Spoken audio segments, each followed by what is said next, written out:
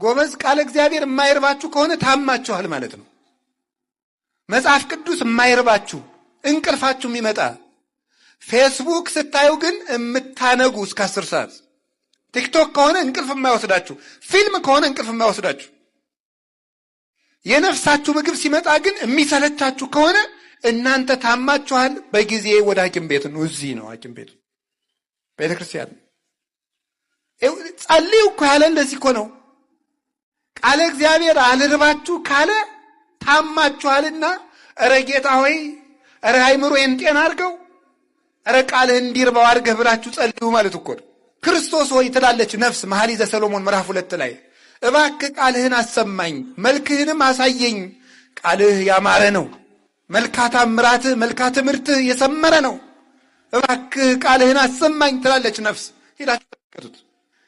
ግን ይሄ ሙሽራችሁ ክርስቶስ የጻፈላችሁ ደብዳቤ ነው። ይሄ እንዴት ይሰለቻችኋል? የምንጸልየው ለዚህ እኮ ነው። ይሄ ምስራች እኮ ነው። እንዴት ይሄ ይሰለቸዋል ሰው? እግዚአብሔር ያሳያችሁ፣ ክርስቶስ ያመልክታችሁ።